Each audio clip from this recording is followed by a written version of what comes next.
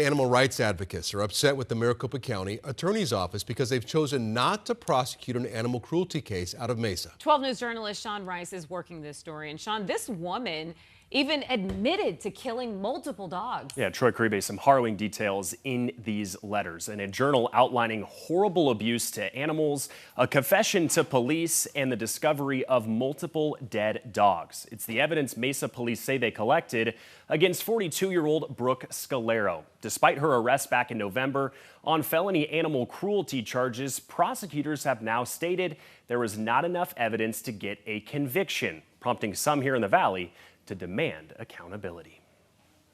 The message it's sending is that it's okay. These animals that we look at as family are disposable. On the doorstep of the Maricopa County Attorney's Office, these 7 women are demanding change. Back in November, Mesa police swarmed this apartment complex where inside a unit they found a journal allegedly belonging to Brooke Scalero. The ink written on those pages, difficult for Ali Zakovic to read. I starve him, dehydrate him, poison him, and leave him tied to the steering column so he can't move for 10 hours a day.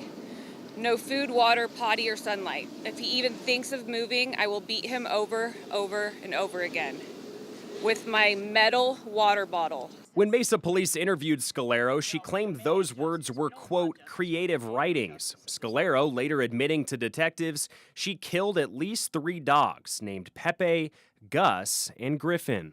She admitted to it. They found the 3 bodies, and it's described in her journal. That's not creative writing. These women were stunned when they received this letter earlier this month from a deputy county attorney. It says this case has, quote, no reasonable likelihood of conviction of the felony charge, adding that a referral for prosecution as a misdemeanor in city court may produce a better result. County Attorney Rachel Mitchell's office tells 12 News the case lacked sufficient evidence beyond Scalero's own statements to police and in the journal. What more do they need? What message are they sending to the public that this is okay? Victims come out and say, we want a case. Just take it. Take it to trial if you have to, because we want to see that done. Present the evidence to a potential jury. Whatever the outcome is, we'll accept it. Is that how you guys are feeling? Yes. 100%. 100%. At least bring it to trial.